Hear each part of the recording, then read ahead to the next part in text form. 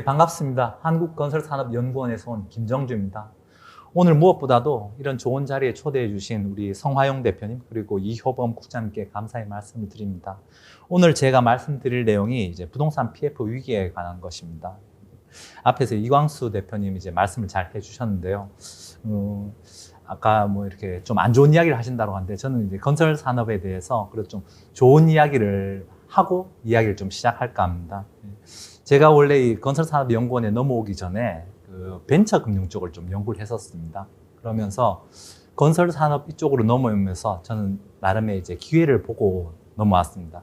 그 기회가 뭐냐라고 하면은 그 건설산업은 일종의 플랫폼 사업입니다. 자체적인 기술력은 좀 없을 수 있습니다. 특히 이제 종합건설사 입장에서 그렇긴 하지만 우리가 어떤 기술력이 담겨 있는 물건을 판다라고 했을 때 건설 산업을 통해서 팔 경우 훨씬 더 파급력이 있을 수 있습니다. 왜냐하면은 건축물, 시설물들은 기술의 집합체가 될 수 있거든요.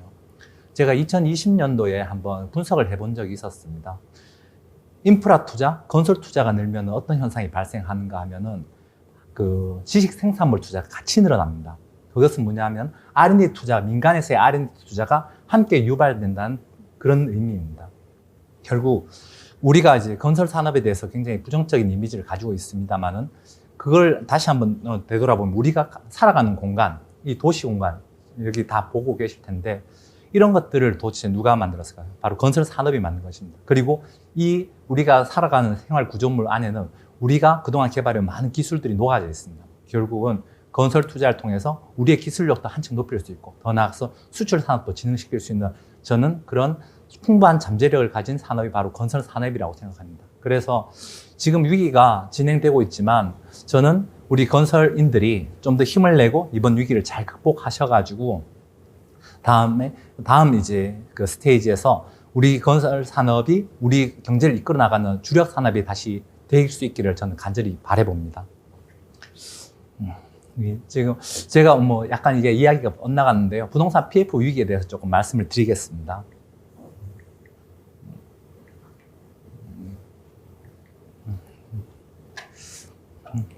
예, 저는 이런 사람이고요. 뭐 좀 일반적인 이야기부터 시작을 해보겠습니다. 부동산 PF 위기 뭐 많이 들으시고 이제는 익숙하신 내용입니다. 그 2021년도 하반기부터 이제 채권 시장에서 신용 경색이 발생했죠. 그리고 나서 부동산 시장이 급냉하면서 분양률이 급락하고 그러면서 부동산 PF 위기가 촉발이 됐습니다.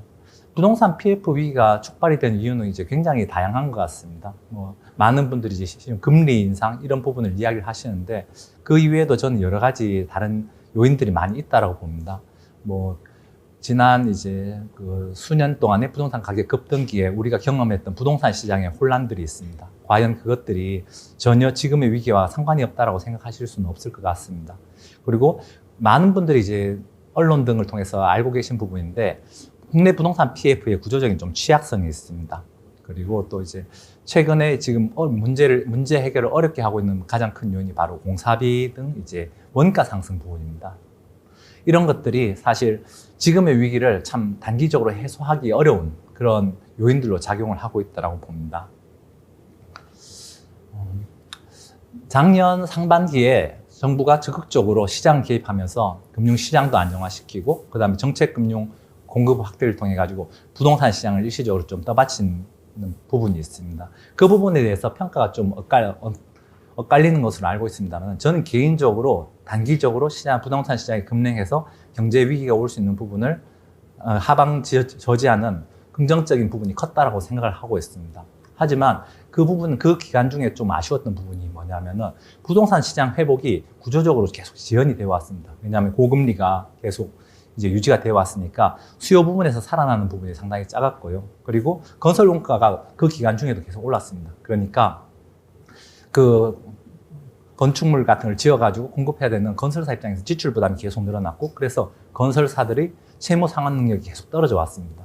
이런 과정인데 사실 정부에서 조금 신중하면서도 전향적으로 안 될 사업장들을 정리해 나가려고 하는 그런 노력들이 필요했는데 좀 그러지 못한 부분이 개인적으로 좀 아쉬운 부분입니다. 지금 현재 이제 뭐 작년 말부터 작년 12월 28일이었죠. 태영건설이 이제 워크아웃 신청하면서 드디어 이제 올 것이 왔다. 이런 시장에서의 위기감이 굉장히 고조화됐습니다.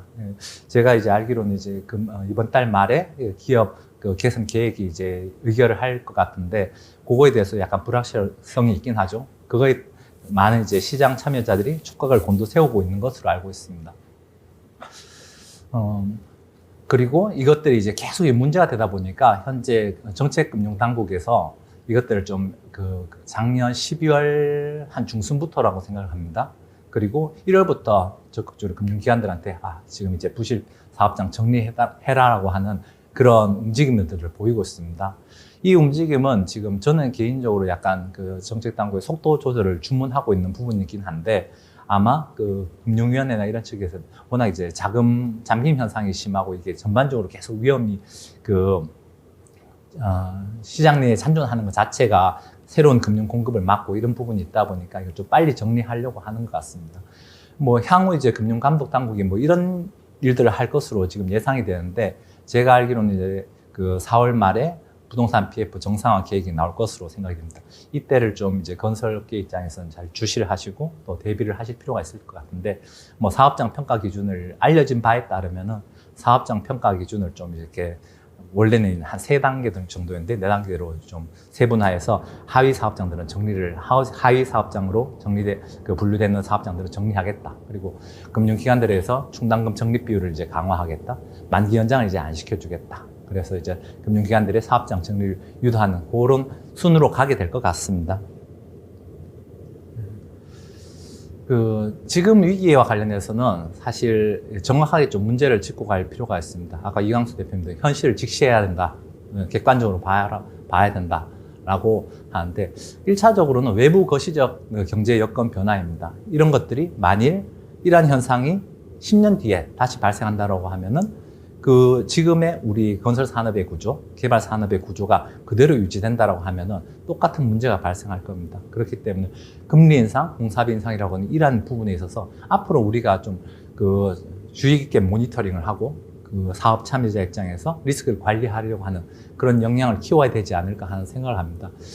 그리고 하지만 이제 이와 더불어서 사실 저는 꼭 짚고 넘어가고 싶은 것이 부동산 PF가 가진 이제 구조적인 문제점. 그런데 그거와 관련해서 그런 이제 국내 개발 사업이 가지고 있는 문제점에 대해서 정확하게 이제 파악하지 못하고 정부가 이제 지나치게 이제 수요자 부분에 초점을 맞춰가지고 부동산 시장에 개입한 부분, 또 동시에 금융감독 당국이 부동산 PF가 가진 이제 위험성에 대해서 한 12년 전에 저축은행 사태를 통해서 한번 경험을 했음에도 불구하고 그에 대한 모니터링 시스템이 그 당시에 제대로 갖춰지지 못했고 이후에 규제 완화 등으로 해서 지금의 위기를 막게 된 부분, 이 부분에 대해서 우리는 이제 반드시 짚고 넘어가야 될 것 같습니다. 결국은 우리가 이번과 같은 위기가 다음번에 다시 오지 않도록 하기 위해서 해야 되는 부분은 외부적 거시 환경 변화에 따라서 우리가 리스크 관리를 할 수 있는 역량을 좀 갖춰야 될 것 같고, 또 동시에 부동산 PF가 가진 구조적 문제점을 개선할 필요가 있으며 정부가 이제 부동산 시장에 개입하는 그런 방식, 그리고 금융감독 당국이 부동산 금융시장에 대해서 모니터링, 이번에 실패한 부분, 그런 부분을 잘 보완해 나가야 되겠다, 이렇게 생각을 합니다. 결국 이제 제가 지금의 위기를 복합 실패 이런 표현을 자주 씁니다. 제가 지금 10수년간 이어져 왔던 부동산 TF, 우리 거시경제, 그다음에 부동산 시장에서의 상황 변화 이런 것들을 최근의 위기와 연관지어서 한번 쭉 다이어그램으로 그려본 겁니다. 외부 거시 여건이 이제 경기가 침체되니까 확장적인 재정 통화 정책을 쓰게 되고요. 그것들은 결국 시중 유동성으로 들어가서 부동산 가격 상승으로 이어집니다. 그러면서 부동산 가격이 상승하면 또 우리가 어떤 일들을 하게 되는가 하면 소비자들이 난리를 칩니다. 집값이 오르니까 나도 집을 사고 싶다고. 아까 이제 이광수 대표님 이야기하셨죠. 투자 자산의 성격이 분명히 있습니다. 그러다 보니까 정책금융이 지원이 확대가 되는데 이게 또 수요를 끌어올려 버립니다. 그러면서 이제 가격 상승에 대한 기대가 시장 전반으로 확산이 되고요. 그러면서 투자 자금이 바로 이제 부동산 시장으로 대거 몰려버리는 거죠.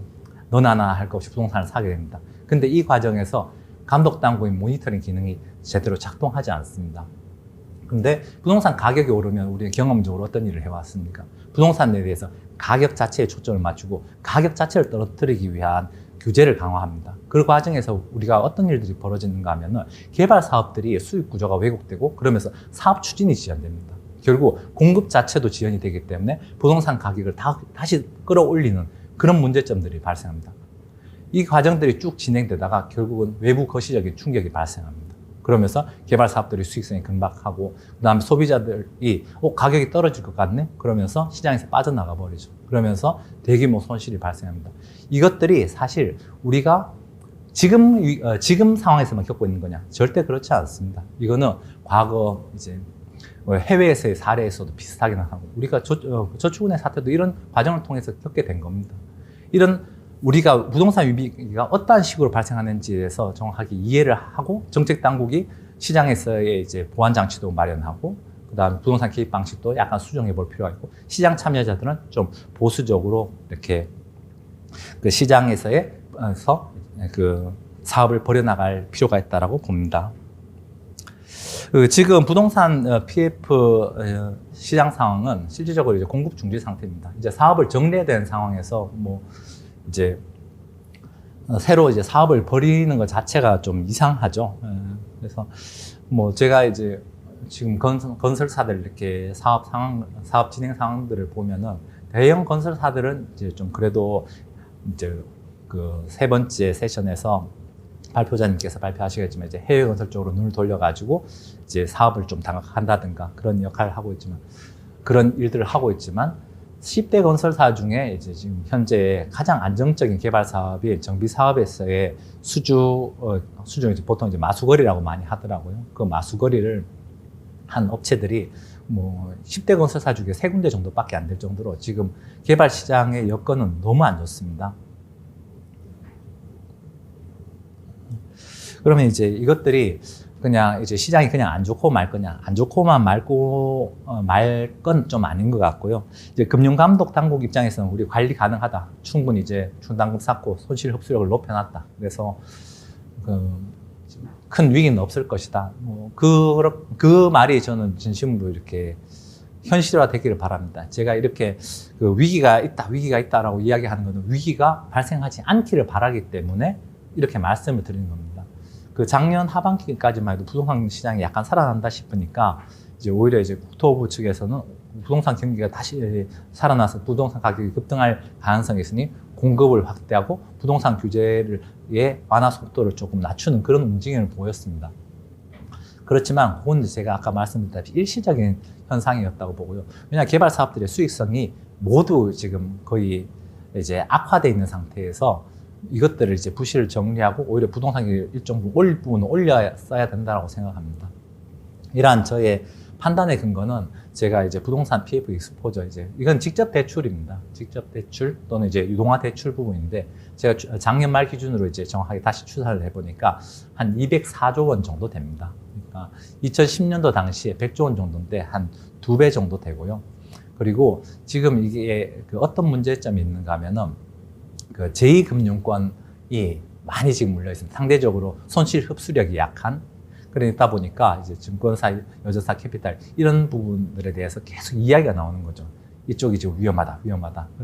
작년 말까지 되게 그 신평사들이나 이런 쪽에서는 좀 보수적으로 그래도 좀 그래서 시장에 대해서 시장의 위험성을 그렇게 알리지는 않았습니다만은 금년 초부터 이제 적극적으로 알리고 있습니다. 아무래도 이제 정책 당국이 이제 부동산 개발 사업들을 정리해 나가는 그 과정에서 발생할 수 있는 위험성에 대해서 좀 더 이렇게 정확한 정보들이 이제 나오고 있다라고 생각을 하고 있습니다. 그래서 이렇다 보니까 이게 규모 자체가 크고 그 다음에 이것들을 정리하는 과정에서 손실을 흡수를 해야 되는 그 손실 흡수를 해야 되는 주체들의 손실 흡수력이 낮다 보니까 이것들이 국내 거시경제 전반에 미칠 파급력에 대해서 사실 약간의 우려가 있는 게 사실입니다. 그래서 이제 특히 건설사 1차적으로 이제 개발 사업에서 손실을 흡수해야 되는 주체가 건설사고 건설사에서 손실을 흡수 못하면은 제2금융권, 금융권에서 이제 손실을 떠안아야 됩니다. 그래서 근데 이제 부동산 시장 흐름이 이제 빨리 다시 개선되면 좋을 텐데 지금 고금리 상황, 원래 저는 이제 금년 하반기 정도 되면 그래도 금리가 조금 떨어지지 않을까? 이런 생각을 했었는데, 지금 그게 가능성이 좀 많이 희박해졌죠. 뭐 지금 이란, 이스라엘 전쟁 같은 뭐 그런 여러 가지 악재들도 계속 발생을 하고 있고, 그러다 보니까 이제 좀 시장의 충격이 아주 없을 것 같지는 않습니다. 좀 있을 것 같다는 생각을 합니다. 그래서 특히 이제 부실 정리가 좀 지연되고 예상치 못한 위험 요소들이 좀 돌출될 가능성도 있다라고 봅니다. 지금 저는 계속 이제 이야기 나오는 부분이 저축은행, 새마을금고 이런 부분인데, 이런 쪽에 그동안에 이제 그 좀 모니터링 기능도 약했고, 지금 이 업권에서 가지고 있는 그 PF 자산의 규모나 이런 것들에 대해서도 과연 정확하게 금융 감독 당국에서, 물론 이제 제가 증권사분들 만나보면은 그 다 지금 그 좀 주기적으로 보고를 하고 있어서 모니터링이 되고 있다라고 하긴 하시더라고요. 그렇긴 한데, 지금 특히 이제 새마을금고 같은 경우는 정리 계획이 지금 제대로 마련되고 있는 건가? 뭐 이런 생각도 들고, 그리고 저축은행 같은 경우는 막 이렇게 충당금 쌓고 정리를 하라고 하고 있는데, 이 과정에서 저축은행에서 과거와 같은 뱅크런 같은 사태가 다시 일어나는 것 아닌가? 이런 좀 우려감을 가지고 있습니다. 자, 이제 앞으로 그럼 건설 부동산 시장이 어떻게 되고, 또 건설사들의 자금 조달 여건은 또 어떻게 될 거냐? 저는 개인적으로 좀 부정적으로 봅니다. 이제 제가 긍정적인 이야기로 시작을 하고 약간 부정적인 그 톤으로 마무리를 하게 될 것 같은데, 이것은 그만큼 건설사분들이 보수적으로 리스크를 관리를 하시고, 그 다음에 사업을 좀 더 다각화하실 필요가 있다는 관점에서 말씀을 드리는 겁니다. 지금 현재 이제 전체 우리 부동산 시장 거시경제 여건하고 다 관련이 있죠. 근데 내수가 이제 최근에 이제 계속 둔화가 되죠. 금리가 계속 고금리가 유지되고 물가가 워낙 계속 오르다 보니까 내수가 살아날 수가 없습니다. 반도체 업황에 조금 이렇게 반등하면서 수출 여건이 개선되고 있다라고 하는데, 뭐 반도체 업황하고 내수하고 최근에 이제 상관관계 이제 많이 떨어진 상태죠. 그리고 그러면 이제 국내에 이제 설비 투자 같은 것들이 많이 이루어져야 되는데, 그러면 설비 투자가 일어나고 그러면서 이제 일자리가 많아지고, 그렇게 되면 당연히 이제 내수가 좀 부양이 될 수 있는 부분이 있을 텐데, 지금 정책적인 환경이 또 안 좋습니다. 뭐 다들 아시겠지만 중대재해처벌법 같은 이런, 그다음에 정부 R&D 예산도 좀 줄었죠. 물론 이제 내년 다시 정상화시키고 역대 최고 규모로 편성을 한다라고 합니다만, 이제 금년에는 지금 좀 안 좋습니다. 그리고 각종 이제 원자재 가격 상승, 이것 때문에 건설 부문에서 지금 거의 뭐 지금 원자재 가격 관련해서 약간 말씀드리자면은, 제가 건설사분들하고 좀 이야기를 해보면은, 지금 서울 안에 있는 웬만한 그 정비 사업 부문에서도 아무리 이게 수지 분석을 해봐도 그 플러스가 안 나온다 합니다. 그것은 좀 이제 다시 반출해보면 어떤 의미인가 하면은, 기존에 추진되어 왔던 대부분의 사업들이 지금 마이너스라는 이야기입니다. 그러면 제가 이렇게 말씀드리면 지금 어느 정도의 지금 위기가 시장 안에서 이제 진행되고 있는지에 대해서 약간은 감이 오실 겁니다. 그러다 보니까 지금 경제 전반으로 이제 하방 압력이 좀 너무 높습니다. 그러면 이거를 민간에서 이런 하방 압력이 높을 때, 그동안에 우리는 정부 재정에 의존해 왔죠. 정부 재정 투입을 과감하게 해가지고 경기를 끌어올렸습니다. 근데 이제 이것들이 과거와는 다르게 좀 쉽지 않습니다. 왜냐하면 지금 정부 재정 상황이 너무 안 좋습니다. 그러다 보니까 공공 주도로 과거에 해왔던 이제 인프라 투자 확대, 이런 것들이 쉽지가 않고, 그 다음에 민간 부분에서도 공사 원가 이런 부분 때문에 투자 활성화가 쉽지 않은 부분이 있습니다. 그러다 보니까 지금 상황이 매우 안 좋은 것이 사실입니다. 이런 부분에 대해서 그나마 조금 해볼 수 있는 부분이 이제 부동산 세제 측면에서 수요를 진작하는 부분인데, 이번에 이제 총선 결과나 이런 부분에 대해서 이제 뭐 다들 느끼고 계시겠지만, 획기적인 그 세제 지원 같은 게 좀 어려울 것 같습니다. 그러다 보니까 부동산 시장을 이제 지금 상황에서 반등시킬 수 있는 유일한 해법이라고 볼 수 있는 그 세제 지원 측면, 이런 부분이 조금 제약이 있다라고 봅니다. 그 건설사들 상황입니다. 건설사들 상황, 제가 그림을 딱 요 그림 하나로 다 설명드릴 수 있을 것 같습니다.